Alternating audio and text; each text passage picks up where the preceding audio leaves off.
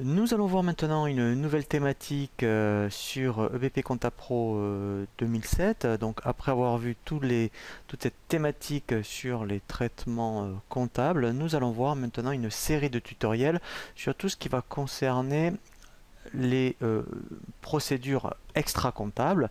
Donc là, je vais vous proposer une série de tutoriels, notamment donc celui-ci qui va s'intituler échéancier interactif, règlement client et lettres de relance.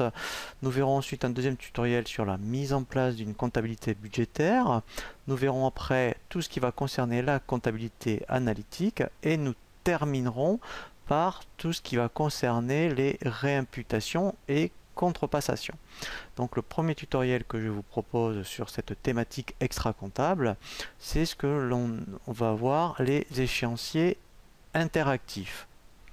Vous avez donc effectivement sur ces nouvelles versions ce qu'on appelle des échéanciers interactifs et une possibilité de faire ce qu'on appelle des règlements clients sans passer par la banque.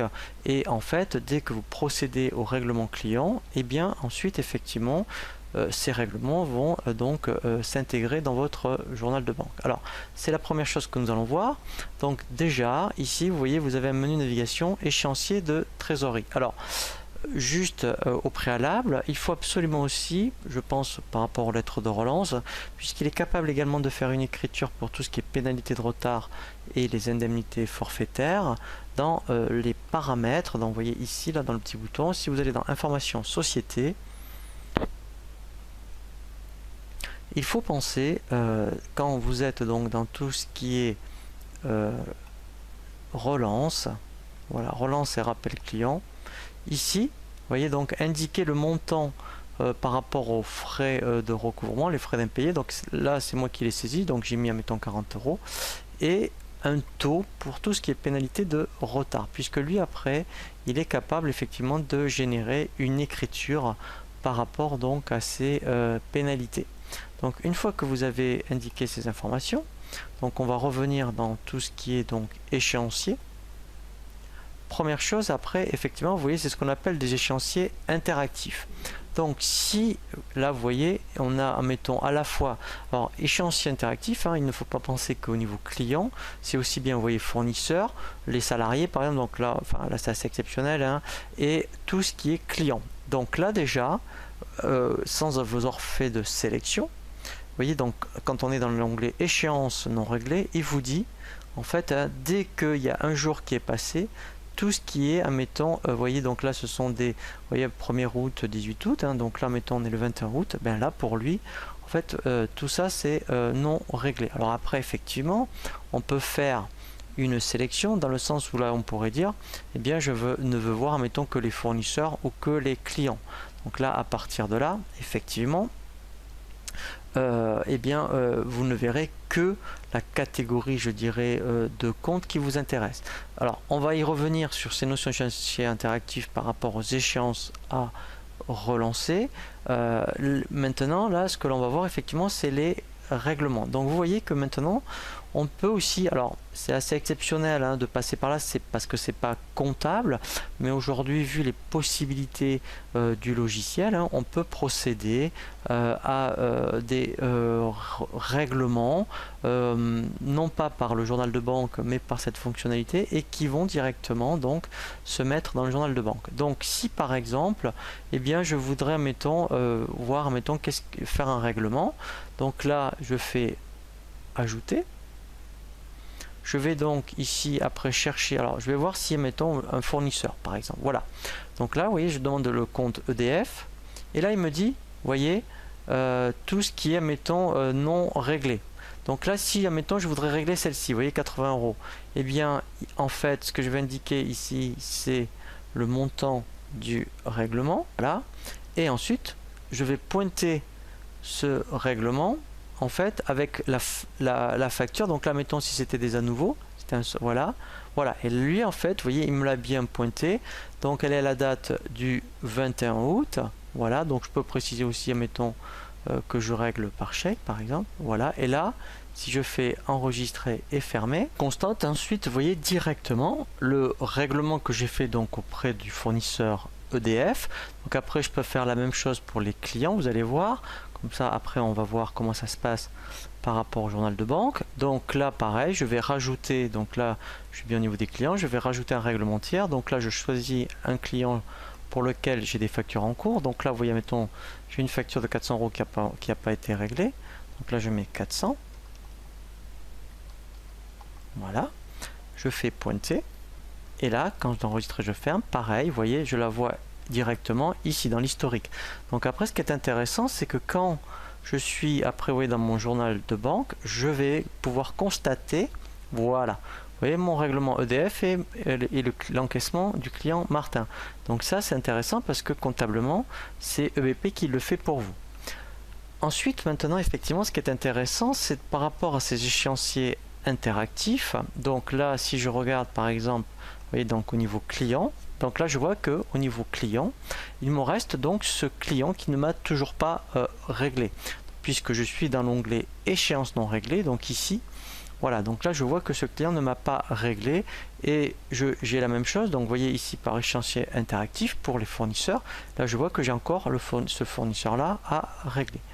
Ce qui est intéressant, c'est que maintenant on va voir comment générer les lettres de relance, mais également il va y avoir des écritures qui vont être générées comme les frais d'impayés ou pénalités de retard si vous donc le souhaitez. Donc pour cela par contre, effectivement, eh bien pour que des pénalités de retard et frais d'impayés s'enregistrent automatiquement, il faut absolument qu'ici dans paramètres, dans les informations société,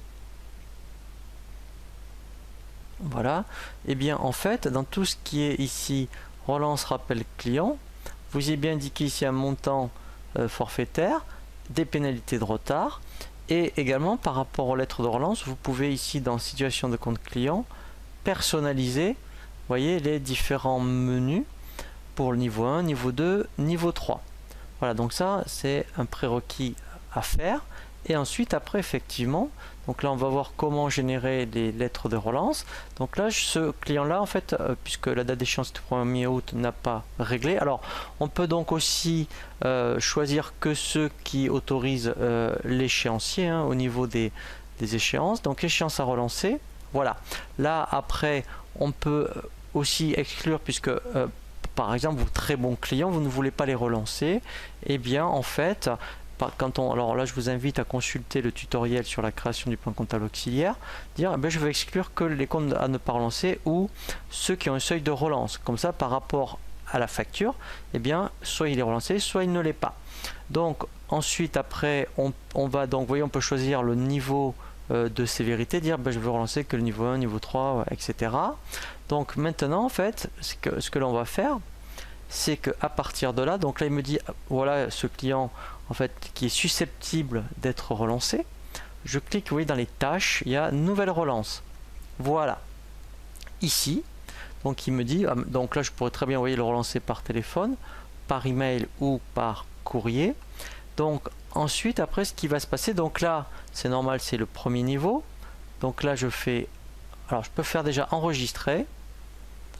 Voilà, et ensuite après donc quand je vais admettons, donc là si je fais admettons un aperçu, voilà, là en fait je ne vais avoir voilà qu'une fiche, vous voyez, c'est une fiche de relance de rappel, ce n'est pas le courrier de voyez de relance hein. Voilà, là pareil. Donc là après voilà, donc ensuite après ce qui va se passer, donc quand je ferme, voilà, et bien il faut aller après. Si on veut vraiment éditer un courrier de relance, on va dans le menu impression. Voilà. Et dans le menu impression, vous avez ici situation de compte. Alors si on prend, mettons avec détail, comme ça au moins le client verra bien après toutes les factures qui ne sont pas réglées, qui sont en retard. Donc je double-clique dessus. Voilà. Donc là bien sûr, je ne veux, mettons, que les clients, voilà, et compte rattaché. Ici, vous voyez, je dis je ne veux que le message de niveau 1. Voilà. Et là, mettons, quand je fais aperçu, voilà. Donc là, je peux voir que, vous voyez, j'ai bien ma lettre de relance, vous voyez, donc de niveau 1. Voilà, donc ça, c'est vraiment très très intéressant. Et ensuite, après, donc quand je reviens dans tout ce qui est échéancier, voilà, ici interactif. Voilà. Voilà. Donc là, après, si je refais donc dans échéance à relancer, voilà. Donc là, j'ai bien ma nouvelle relance. Et ensuite, après, donc là, vous voyez, il a bien incrémenté le niveau 2. Et ce qui est intéressant, c'est que je peux donc au niveau comptable appliquer, vous voyez, les pénalités de retard. Si je fais OK, par exemple, là, il va me montrer, vous voyez, l'écriture qui me proposerait de passer pour tout ce qui est facturation et frais de pénalité. Et également, vous voyez, donc une fois qu'après, éventuellement, elle est réglée, les frais d'impayé, voilà, pour l'indemnité forfaitaire. Voilà, donc ça, c'est nouveau, c'est vraiment très très intéressant et vous pouvez le mettre en place, surtout pour des factures qui sont relativement importantes, comptablement, donc le faire valoir.